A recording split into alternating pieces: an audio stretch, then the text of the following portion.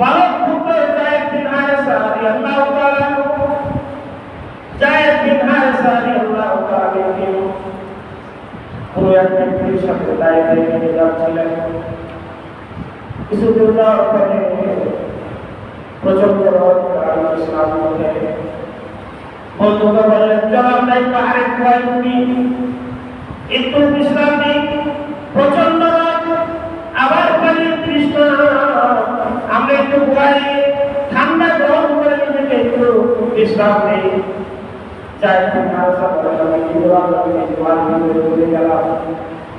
হঠাৎ করে ঘুম থেকে জেগে দেখি আমার হাত পাতা পা পাতা। আমি তো ফজরের নামাজ পড়ি, ঘর থেকে বের হয়েছি, কারণ আল্লাহ রাসূল আমাকে বলেছেন, মান সাল্লা সালাতাস সুবহি ফাহুয়া ফি জান্নাতিল্লাহ। যে ব্যক্তি ফজর নামাজ পড়ে ঘর থেকে বের হবে, আল্লাহ তাআলা জান্নাত, আল্লাহ তাআলা হেফাজত করবেন, আল্লাহর কাছে মালা হয়ে যাবে। যাই হোক, আমি ফজর নামাজ পড়ি, ঘর থেকে বের হয়ে তাইয়ের দিকে রওনা দিয়েছি। আমি যখন ঘুমিয়ে গেলাম, ঘুম থেকে জেগে দেখি আমার হাত বাঁধা পা বাঁধা। আমার আল্লাহ রাসূলের সেই কথা মনে পড়ে গেল। আল্লাহ রাসূল বলেছেন, যে ব্যক্তি ফজরের নামাজ পড়বেন তার জান্নাত হেফাজতের দায়িত্ব আল্লাহ নেবেন। আমার হাত পা বেঁধেছে, আল্লাহ হেফাজত আমাকে করবেন। আমার হাত পা বাঁধা। আমি আমার বন্ধুকে বললাম, কেন হাত পা বেঁধে ফেলেছো? আমার বন্ধু বলেন, আমি তোমাকে হত্যা করবো। তুমি আমার হাত পাবে কেন হত্যা করলে? বন্ধু মুনাফিক ছিল, মুনাফিক করে তোমাকে ভরসা করে আমার কোনো লাভ নেই, কিন্তু আমার একটা আত্মতৃপ্তি আছে, তোমাকে হত্যা করে তুমি মুহাম্মদ সাল্লাল্লাহু আলাইহি ওয়াসাল্লাম, মুহাম্মদ রাসূলুল্লাহ সাল্লাল্লাহু আলাইহি ওয়াসাল্লামের পালক পুত্র, তোমাকে হত্যা করলে মুহাম্মদ কষ্ট পাবে, আর মুহাম্মদ কষ্ট পাবে আমার আত্মতৃপ্তি পাবে। এই জন্য আমি তোমাকে হত্যা করব। মুনাফিকরা পৃথিবীর এক নিকৃষ্ট ব্যক্তি, যায়েদ বিন হারেসা একজন নিরপরাধ মানুষ, তাকে হত্যা করবে, তার কোনো অপরাধ নাই, হত্যা কেন করবে? মুনাফিক তার মুখ দিয়ে বলছে, হত্যার জন্যই করব, তোমাকে হত্যা করলে মুহাম্মদ কষ্ট পাবে, আর মুহাম্মদ কষ্ট পেলে আমার বন্ধুটার তৃপ্তি পাবে, এজন্য তোমার হত্যা করব। যায়েদ বিন হারেসা বলে, আমি মনে মনে ভাবতেছিলাম, তুমি আমাকে হত্যা করতে পারবে না, কারণ ফজরের নামাজ পড়ে আমি ঘর থেকে বের হয়েছি। আমার হাবিব আমাকে শুনিয়েছেন, যে ব্যক্তি ফজরের নামাজ পড়ে ঘর থেকে বের হবে তার জান বলে মহান আল্লাহ তাআলা নিয়ে নিয়েছে। যায়েদ বিন হারেসা বলেন, আমি হাত বাঁধা অবস্থায় চিৎকার করে আল্লাহকে বললাম, ইয়া রাব্বি আনিসনি, ইয়া রাহমার রাহিম আনিসনি। আমি তখন চিৎকার করে বললাম, হে রহমান, হে রহিম, তুমি আমাকে সাহায্য করো। আমি প্রথম অপরাধ করি, অপরাধ মানুষ, শুধু তোমার হাবিবকে পরিচয় কষ্ট দেওয়ার জন্য আমাকে হত্যা করবো। আমার অপরাধে যদি আমাকে হত্যা করতো তাহলে আমার কথা ছিল না, আর আমাকে যদি এমনি হত্যা করতো তাও কোনো কথা ছিল না, কিন্তু এই মুনাফিকের উদ্দেশ্য ছিল আমাকে হত্যা করে তোমার হাবিবের পরিচয় আঘাত দিলে। আল্লাহ, তুমি আমাকে হেফাজত করো। এই বলে যখন যায়েদ বিন হারেসা চিৎকার করে আমার রাহিম বলে চিৎকার করলো, যখন চিল্লানি দিয়ে যখন আল্লাহকে ডাক দিল, আল্লাহ তাআলা জিবরাইলকে ডাক দিলেন, জিবরাইল তাড়াতাড়ি যা, আমার হাবিবের পালক পুত্র যায়েদ বিন হারেসা তার হাত পা বেঁধে মুনাফিক করে দেখি অমুক ভাই দিয়ে তার হাত পা বেঁধে সেটাকে হত্যা করবে। যা যা, তাড়াতাড়ি আমার এই মানুষকে হেফাজত কর।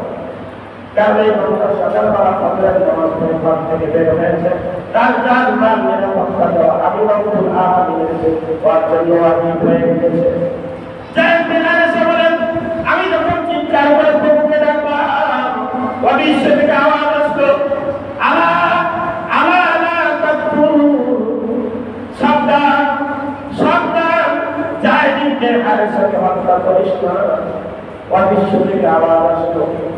আমি তখন আমার কথা বলে কিন্তু স্বস্তি বলে হল। মুনাফিক তখন গুহা থেকে বাইর হয়ে চতুর্দিকে তাকিয়ে দেখে আওয়াজ কোত্থেকে আসলো, কিন্তু না, আশেপাশে কোনো মানুষ দেখা গেল, আওয়াজ আসলো কোত্থেকে। সে আবার গুহার ভিতরে ঢুকে যায় কিন্তু হারেসাকে আবার সরকারি করল। যার জন্য হারেসা বলেন দ্বিতীয়বার আমি আবার বললাম আগে ফিরে আর আমার সাহায্য করো। দ্বিতীয়বার যখন আমি প্রভুকে ডাক দিলাম, এবার আমি সেটা আওয়াজ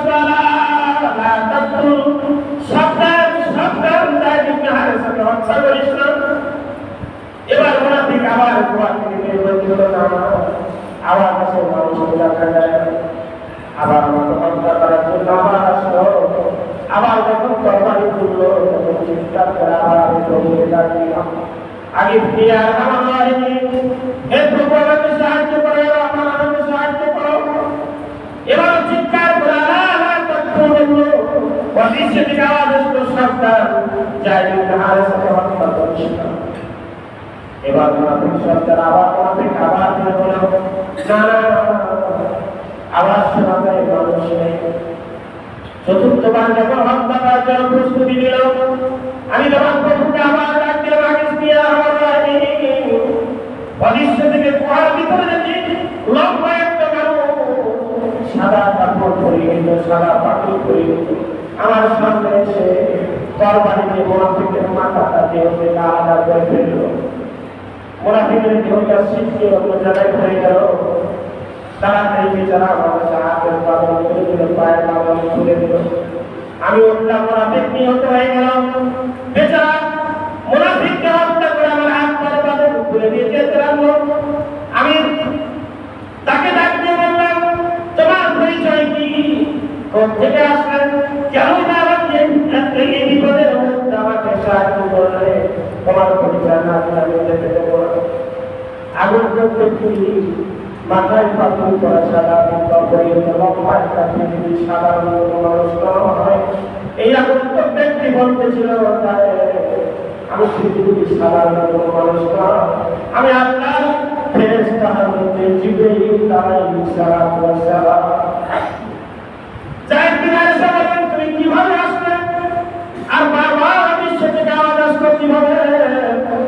যায়েদ বিন হারেসা এমন প্রশ্নের উত্তরে জিবরাইল আলাইহিস সালাম বললেন তুমি যখন প্রভুকে ডাক দিয়েছিলে তখন আমি সিদরাতুল মুনতাহায় ছিলাম। সিদরাতুল মুনতাহা থেকে আমি মুনাফিককে ডাক দিয়েছি সাবধান। যায়েদ বিন হারেসা সে আওয়াজ শুনেছে। তৃতীয়বার যখন তুমি প্রভুকে ডাক দিয়েছিলে তখন আমি প্রথম আসমানে এসেছি, তখন আমি ডাক বলেছি মুনাফিক সাবধান, যায়েদকে হত্যা করিস না। তৃতীয়বার যখন তুমি আমাকে ডাক আল্লাহকে যখন ডাক দিয়েছো আমি গুহার সামনে ছিলাম কিন্তু তুমি আমাকে দেখতে পাও। চতুর্থবার যখন তোমাকে হত্যা করার জন্য যখন ডাক দিলে গুহার ভিতরে এসে তার মুনাফিককে হত্যা করে তোমার হাত পা আমি খুলে দিলাম।